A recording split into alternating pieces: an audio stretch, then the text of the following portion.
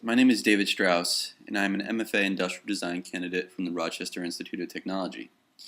I will be presenting a slideshow approximately 20 minutes in length about my master's thesis titled Home Security, the Psychological Threshold. Before I begin, I'd like to thank RIT professors Stan Rickel and Michelle Harris, along with Laura Young, the creative director of AreaWare, for joining my committee and providing their knowledge, guidance, and insight throughout my process. My thesis topic grew from a personal life event that occurred in the fall of 2008. My father was rushed to the ICU in Albany, New York, and diagnosed with a head injury.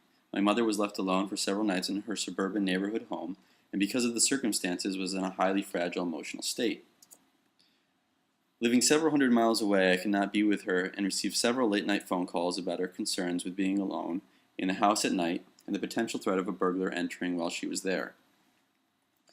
My father recovered and returned home. Although no crime occurred, my family was left psychologically affected by this event due to the lack of safety we experienced even 100 miles apart. My immediate solution right after this event was to purchase a modern home security system from a private company for my parents. ADT, being the most visible and highly advertised product, was the first to come to mind. In case you're unaware of how the ADT system works, once the security system is on and triggered by someone breaking in or detected on the motion sensors, there's a series of events that take place. The signal to call the police is not instant. In fact, it can take up to 3 minutes for a first responder call to be made. A phone signal is sent into the ADT operators, who then go through a call list to confirm that the alarm was not falsely tripped. The homeowner's first contact number is called, and if no one answers, then a secondary contact is called. On average, this takes about 15 minutes for police to arrive on the scene to investigate. The average burglary is about 8 minutes in length. Here's an image of their recent marketing campaign. Coming from a graphic design background, I can spend several minutes just discussing the hierarchy of this advertisement, but I'd like to take a minute just to point out the largest photo on the page. It's of the lawn sign, which is placed prominently on the left-hand side of the page, and is a photo of their aluminum sign stuck in the ground, almost like a lawn ornament in front of a bed of well-cared-for flowers. So given this high-tech market solution to prevent home invasion, I sought to see exactly what burglary statistics there presently were to determine if this was a real or fabricated problem. I discovered that in 2011, a total of 3.6 million household burglary victimizations occurred in the U.S., and that was a rise of 14% compared to the previous year. So this calculates to about one burglary every 14.4 seconds in the United States. About $2,700 is the average value lost or taken by criminals during a break-in. The master bedrooms, followed by the office or entertainment room, are the areas most frequently vandalized. Thieves statistically take guns, jewelry, collectibles, safes, cash, televisions, game consoles, or electronics. The perpetrator most commonly uses a side or back point of entry, but other studies show that the front door is just as commonly used for a break-in. There really is no consensus because of factors in each individual's home, such as the architecture or doors or windows that are not locked. So my personal search for a solution started in a different direction, looking for a more affordable option. I wanted to see how a criminal could be stopped with different types of tactics other than an expensive, invasive electronic security system. I first investigated physical tactics that could slow down a perpetrator. So using items like additional thick chains, deadbolt locks, window bars, door bars, window gates, heavy-duty window locks, double-thick doors, placing thorn bushes in front of windows, anti-shatter glass, no-kick doors, sharp objects on walls, fences, door stoppers, and window screens are all suggested by professionals in the security field. For psychological tactics, a thief could be discouraged by a beware of dog sign, a large bowl of dog food, low-trimmed hedges, an NRA sticker placed on a window, a pair of large boots, security cameras, shooting range targets, exterior lights and lights on timers, window blinds that obstruct view, motion sensor units, large visible house numbers, a peephole, and neighborhood watch signs. Out of all of these tactics, I evaluated that my family used only a small percentage of these in their suburban neighborhood home. Regardless of this, there was no additional sense of security because of them. So after a good amount of time, I was able to define what I considered to be the real problem to solve, which is existing suburban neighborhoods have not been designed or modernized with a specific intent of deterring criminals and preventing home burglary. Forcible entry, a growing sophistication of perpetrators and homeowner error, prevents the current private home solutions from successfully reducing home invasion in a community. My solution to this intends to improve the security of existing suburban neighborhoods and by proxy the homes where people live. This system is meant to be a preventative measure that will be less invasive method than the current products on the market. The product's specific goal is to discourage, slow, or stop a perpetrator from entering a home by forcible entry prior to the crime and notifying the homeowner, renter, neighbors, and law enforcement of the act while in progress. In doing so, a resulting psychological security will be placed on the occupant due to the physical nature of the product and its functions. With this background knowledge in hand, this is the point where my design work begins, looking at home security to affect the psychological threshold of individuals. I searched for a key location, a physical boundary between safety and harm and emotional security or risk. I was drawn to the fine line that separates the space between inside and out. The physical threshold of an entryway became the focus of my initial thoughts, but this quickly shifted into the psychological realm of a threshold effect as well. By definition, a threshold is a plank or stone that lies under a door. It could also be defined as a boundary, like a door or gate. More importantly to my cause, the threshold is where a psychological effect begins to be produced, at which point something would happen or cease to happen. So using this definition, I examined biomimicry examples for inspiration, and specifically how animals defend themselves in nature once a specific threatening threshold has been reached, or where they are in mortal danger. I was most intrigued by the Atolla jellyfish, who when threatened sometimes responds by creating a moving circular wave of light around their outer edge, which is referred to as a burglar alarm response.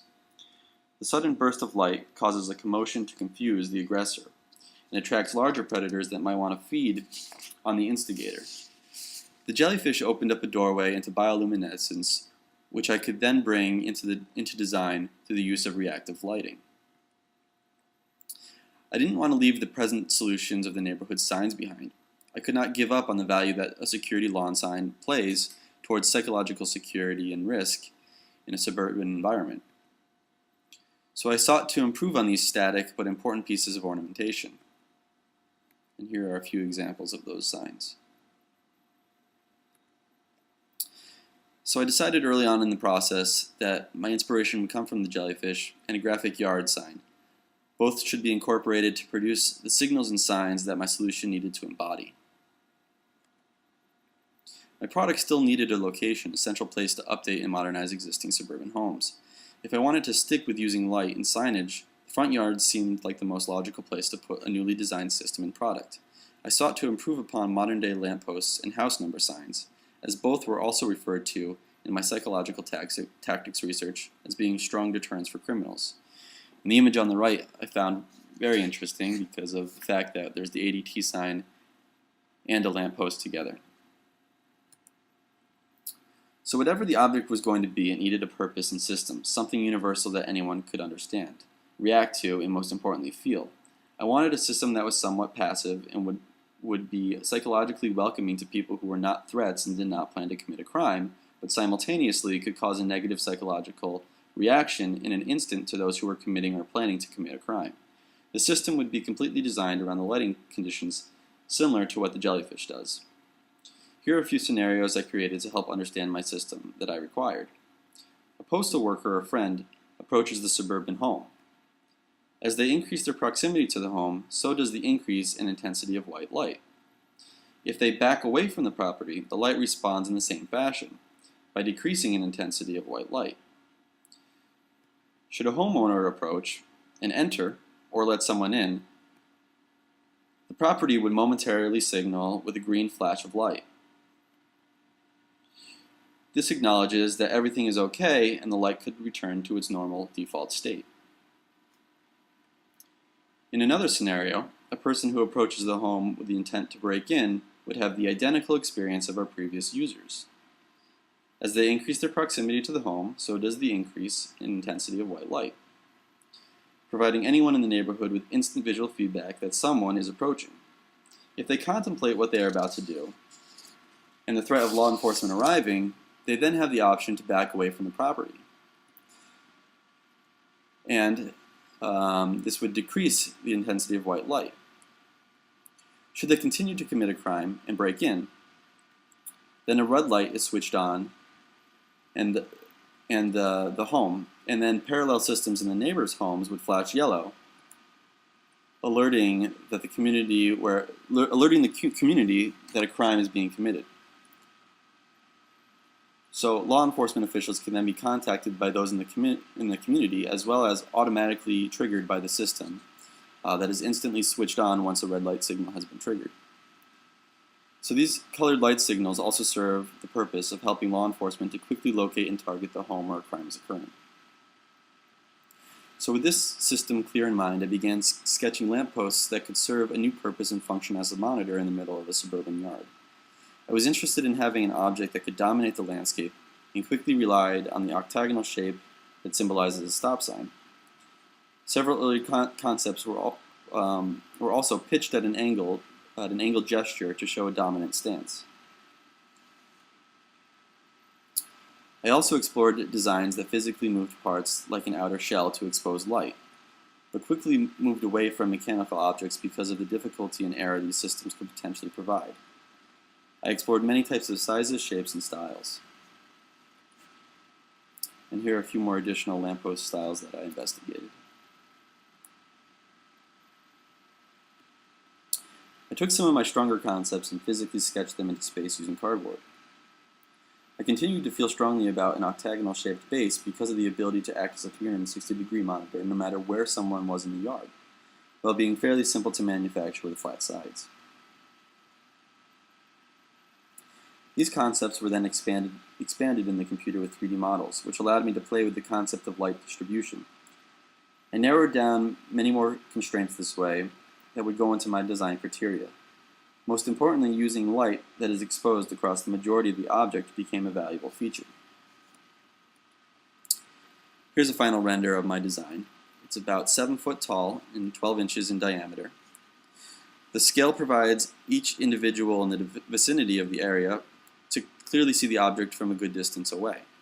3/4 of the object is made from the active light that will produce the signals. The top clearly displays the house numbers for easy location finding.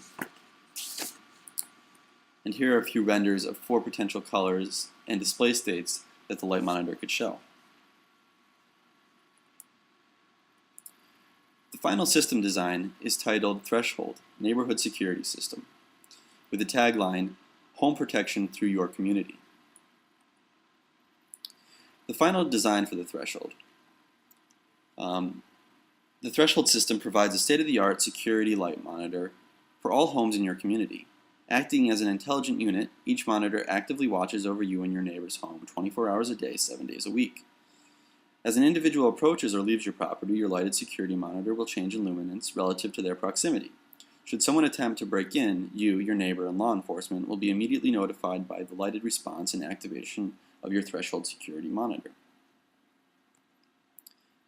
The threshold replaces the present-day suburban lamp and address number posts in the front yard, allowing clear visuals to the neighbors and officials. The threshold light monitor is produced from a steel weatherproof cap that displays a large reflective address number.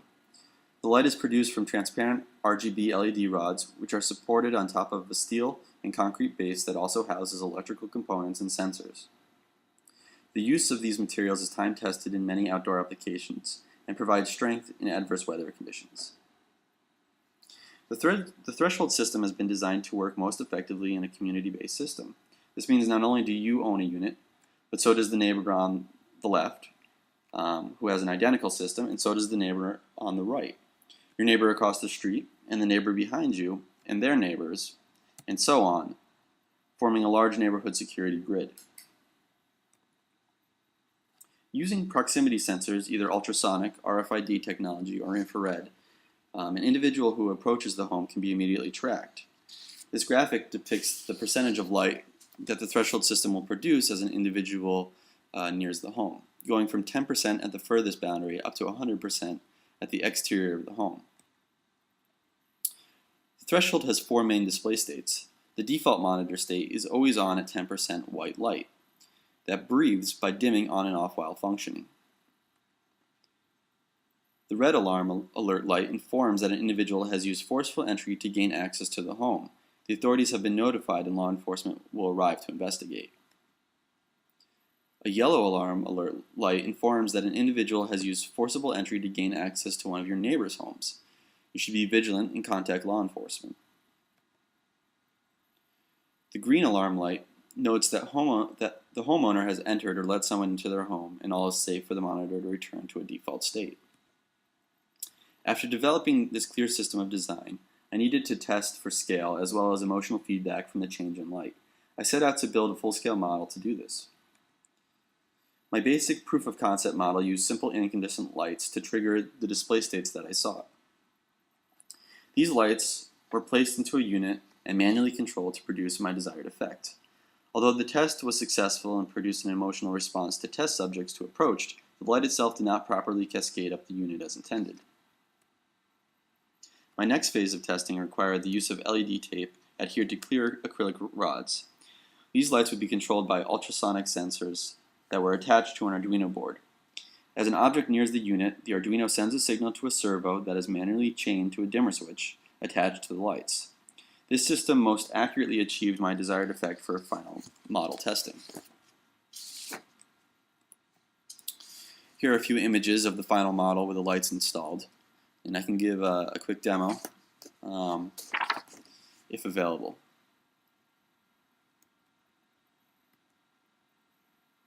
So getting into a few other considerations, while I was designing the system, I looked into the psychology of color and why blue was so popular in the home security market and used in their advertising.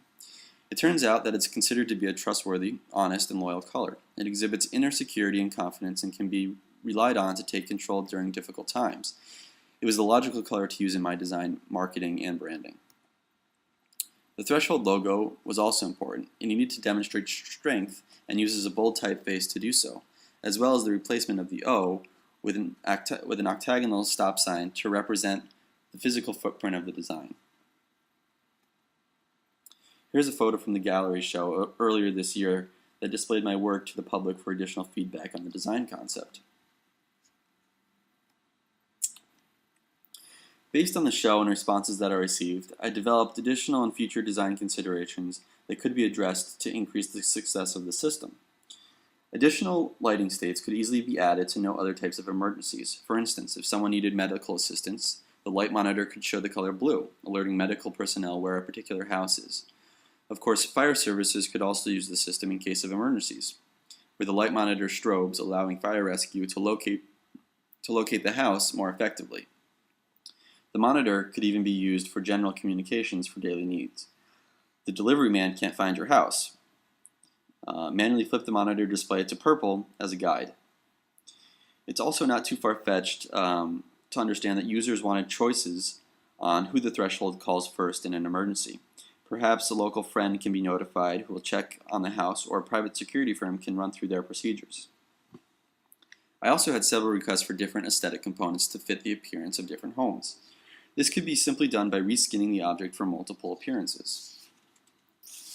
The method for installation needs to be addressed as well. Depending upon complications in manufacturing, it may be possible for homeowners to do this together with a neighbor, or something that must be done by a local government department or contractor.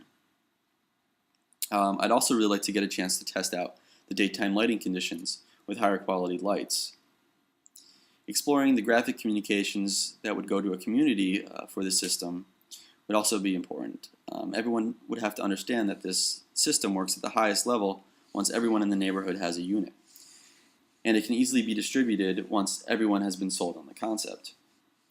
The in-home components must also be complementary to the light monitor, and more importantly, easy to use and understand. Testing for scale in the field and using several suburban homes in different environments to determine if the height is correct from a distance. Also, there is no off button on the system, but homeowners could carry a unique RFID signature, perhaps in a cell phone or house key, that allows them to walk around their yard without activating the system. I'd also need to look into scaling the system up and down to meet the needs of urban and rural environments. The recent terrorist event that occurred at the Boston Marathon in April of 2013 gave my concept a modern-day application and use scenario that I had not considered. An entire suburban community outside of Boston was shut down for 24 hours, while an intense manhunt occurred. Law enforcement officials could not possibly search every area quick and effectively enough to locate the bombing suspect. It took the help of a watchful citizen to track down the man in a boat in his backyard. I see many opportunities where the threshold could have been a shortcut solution to catching the individual and also communicating directly with the community via light monitors for sheltering in place or giving the all-clear signal. As I continue to push this concept, I can take a moment to reflect upon the past year's worth of work and development. I can definitively say that at this stage of design, I have taken the right path. I've used design thinking to have a new approach on security beyond the suburban homeowner's immediate property. Using the community's involvement and reaching back into time where neighbors might have looked after one another more actively. The system makes a technological bridge across a social gap in our society where people do not communicate with each other face-to-face as frequently as we used to. Securing the entire neighborhood as a whole is a new approach to individual home security beyond the typical gated communities. Using light as a universal signal to affect psychological responses speaks to people of all cultures and languages. Most importantly, the threshold system provides a new sense of psychological security to the occupant of a community and psychological fear to criminals who would want to break the now larger threshold of an entire neighborhood. Finally, the MFA thesis has been an important learning experience to my professional practice as a designer. I've come up with just a few points that I can walk away with as a reminder for future projects. I found that the more I dig into research, the more questions I encounter. This is a good thing, and it's made me become an expert in certain areas. But I also had to be aware that it took ample amounts of time to understand what the real problems were. At some points, you have to make rash choices in order to advance to the next level of your process. They aren't always right, but there's no way to know that until you've actually explored them. I've also learned to not limit yourself to the present-day technology, but to keep it in mind as you'll need it to produce what you have and to plan for the future. I've also learned to not look for design to come to you. The small steps of your process will determine your design, and you have to let them happen. So I'd like to thank the RIT-ID faculty and my committee, and all the staff who've helped me over the course of this year. I'll be happy to take any questions or comments. You can reach me at dstrauss@dstraussdesign.com. And thank you for listening.